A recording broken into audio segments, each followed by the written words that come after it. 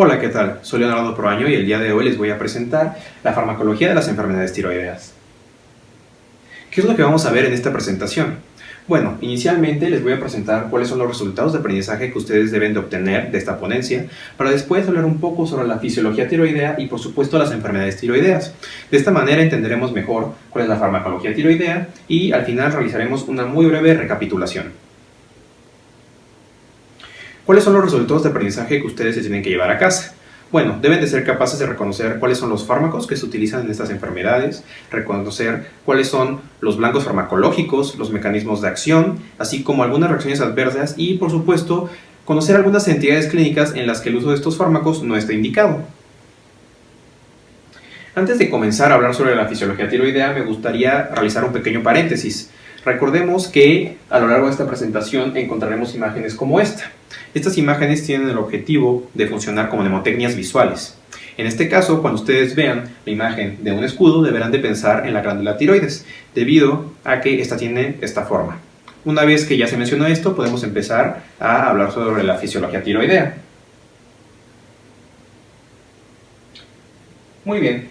Es necesario que ustedes recuerden que la glándula tiroides está formada por células foliculares, coloide y células parafoliculares. En este caso nos concentraremos en las células foliculares y en el coloide. También recuerden que el eje tiroideo está regulado por un sistema de retroalimentación negativa. Esto quiere decir que en el momento que las hormonas tiroideas disminuyen en sangre, se estimula la producción de TRH a nivel del hipotálamo y se va a estimular posteriormente la síntesis de TSH a nivel de la adenohipófisis gracias a la TRH. A su vez, la TSH estimula a las células foliculares para que produzcan mayor cantidad de hormona. Ahora, también recuerden que el yodo es un elemento primordial para la formación de T4 y de T3. El yodo se internaliza a la célula folicular mediante un cotransportador sodio-yodo. Una vez que sucede esto, el yodo pasará ahora al coloide gracias a un transportador conocido como pendrina.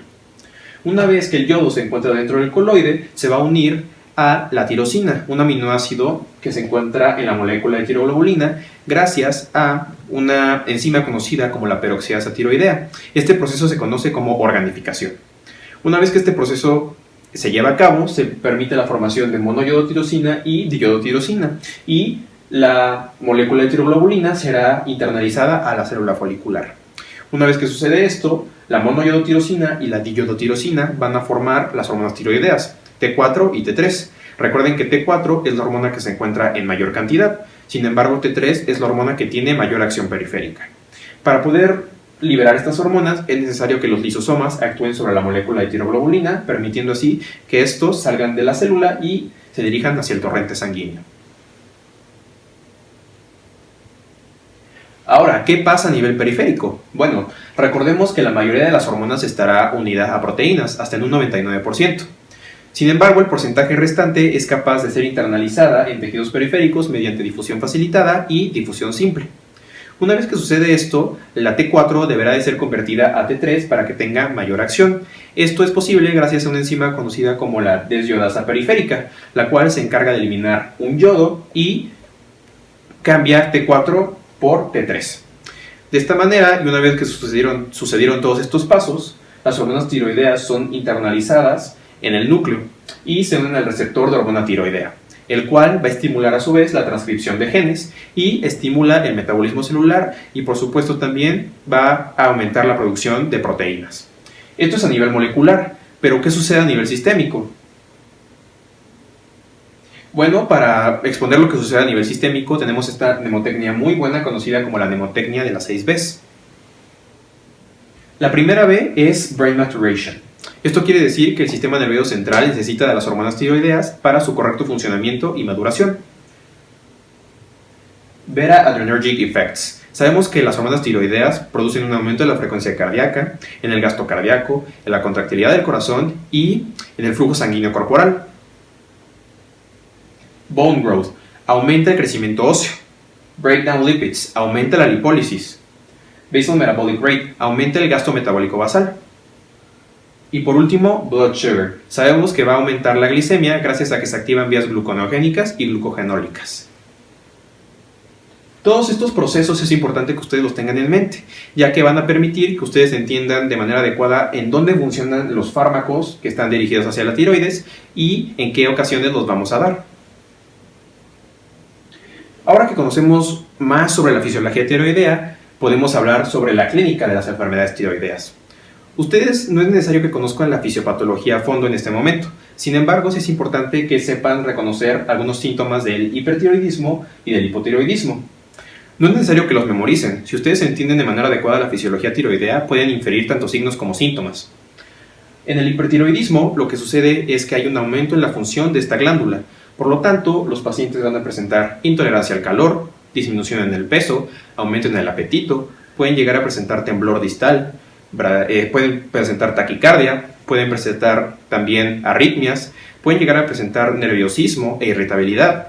Pueden llegar a presentar esta alteración conocida como orbitopatía distiroidea, en la que pareciera que los globos oculares quieren salir de la órbita.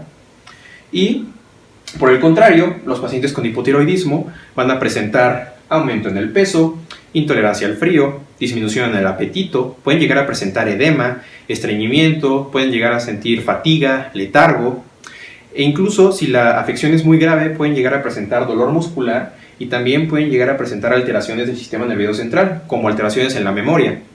Si ustedes conocen la clínica de las enfermedades tiroideas de manera adecuada, lograrán entender por qué damos ciertos medicamentos en ciertas patologías. Ya que entendimos todo esto, podemos entonces sí hablar específicamente de la farmacología tiroidea. ¿Por qué tenemos al lado de la levotiroxina una oveja? Bueno, uno de los primeros tratamientos que se dio para pacientes que tenían hipotiroidismo era un ultrafiltrado de la glándula tiroides de las ovejas. Es por esto que cada vez que hablemos de la levotiroxina, presentaremos una oveja. ¿Cuál es el blanco farmacológico de este medicamento? Bueno, pues es el receptor intranuclear de hormonas tiroideas. Este medicamento es un agonista. Esto quiere decir que en el momento que se une a este receptor, aumenta la síntesis de proteínas y también aumenta el metabolismo celular. Hablemos un poco sobre su farmacocinética. Se va a administrar a través de la vía oral. Tiene una absorción de alrededor del 80% en estómago y en intestino. Y, muy importante, deberá administrarse en ayunas y el paciente deberá de esperar por lo menos 30 minutos antes de su primer alimento. Esto es extremadamente importante ya que los alimentos van a disminuir su absorción y por lo tanto su biodisponibilidad. Esta es una razón muy común de falla terapéutica y es importante que se lo hagamos saber de manera adecuada a los pacientes. ¿En qué pacientes está indicada la levotiroxina? Bueno, se va a utilizar en pacientes que presenten hipotiroidismo, pacientes que hayan sufrido una tiroidectomía y pacientes que estén con tratamiento con yodo 131. Vamos a hablar de esto un poco más adelante. Ahora, también aquí es muy importante que recuerden que cuando nosotros queremos dar levotiroxina o estamos pensando que tal vez no estamos ajustando bien la dosis, se deberá de realizar un perfil tiroideo. Es decir, deberemos de medir las hormonas tiroideas. Esto con el objetivo de determinar si el paciente de verdad necesita la levotiroxina o si la dosis que estamos dando está logrando un control adecuado del eje tiroideo. ¿Qué reacciones adversas podemos esperar con el uso de la levotiroxina? Bueno, es evidente que si dosificamos mal este medicamento podemos producir un hipertiroidismo, entonces habrá que tener cuidado. Y por supuesto, recordemos que algunos antiácidos, secuestradores de sales biliares y raloxifeno ayudan a disminuir su absorción, por lo tanto nunca se deberán de dar juntos. Ahora, hablemos del metimazol. ¿Por qué hay una imagen de una col al lado de este fármaco? Bueno, los científicos cuando estaban aprendiendo sobre el hipotiroidismo se dieron cuenta que los conejos que consumían col desarrollaban bocio, es decir, agrandamiento de la glándula tiroides, un signo muy característico del hipotiroidismo. Por lo tanto, comenzaron a estudiar a la col y se dieron cuenta que tenía algunos metabolitos antitiroideos, y de esta investigación surgió el metimazol. Entonces, por eso cada vez que hablemos de metimazol, encontraremos una col. El blanco farmacológico de este medicamento es la peroxidasa tiroidea. Este fármaco se encarga de inhibir a la peroxidasa tiroidea y por lo tanto inhibe la síntesis de hormonas tiroideas. También con el tiempo, como no se están formando nuevas hormonas, se van a agotar las reservas que existen en el organismo. ¿Cuáles son algunos datos farmacocinéticos importantes? Bueno, se administra a través de la vía oral junto con alimentos y solamente es necesaria una dosis al día debido a que tiene una vida media bastante larga. También es importante que sepan que su metabolismo estará disminuido en la enfermedad hepática grave, por lo que en estos pacientes habrá que ajustar la dosis. Muy bien, ahora, ¿en qué pacientes está indicado el tratamiento con metimazol? En pacientes que tienen enfermedad de Graves, una especie de hipertiroidismo. Reacciones adversas, aunque son poco comunes, existen dos que ustedes deben de conocer. La urticaria, que de las poco comunes es la más común, y la agranulocitosis, que es la más grave. Existen otras, como las náuseas, las artralgias, la vasculitis y el prurito. Sin embargo, estas dos son las más importantes que ustedes deben de recordar. Muy bien, ahora hablemos sobre el yodo 131. Este medicamento pues es muy fácil reconocer su imagen, porque en este medicamento, ya que existe la liberación de radiación, pues colocamos la imagen de radioactividad. Su blanco farmacológico va a ser la totalidad de la glándula tiroidea. Este medicamento se encarga de unirse a los aminoácidos en los folículos tiroideos y libera radiación beta y radiación gamma, la cual va a producir la destrucción del tejido tiroideo. Farmacocinética relevante. Se administra a través de la vía oral y, en la mayoría de los casos, una sola dosis es suficiente para producir la ablación total del tejido tiroideo. También es importante que ustedes sepan que tiene alta selectividad por este tejido. ¿En qué pacientes vamos a dar el yodo 131? Bueno, se administra en pacientes donde se quiere destruir la glándula tiroidea, es decir, en pacientes que tienen una glándula hiperreactiva, una glándula agrandada o en pacientes que existe cáncer tiroideo. ¿Qué reacciones adversas podemos esperar? Tal vez la más importante sea el hipotiroidismo secundario.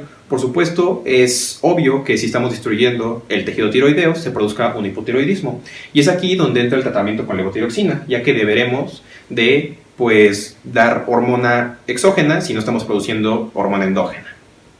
Existen algunos estudios que hablan sobre mayor riesgo de padecer algunos cánceres, sin embargo, esto sigue siendo bastante controvertido. También se habla sobre la tiroiditis por radiación y ardor en la garganta. Sin embargo, el más importante es el hipotiroidismo secundario. También es fundamental que no se les olvide que en estos pacientes no se puede dar si la paciente presenta embarazo. No podemos administrar yodo 131 si la paciente está embarazada. Y por último tenemos el propranolol. El propranolol es un medicamento que ustedes ya conocen muy bien, ya que es un beta bloqueador.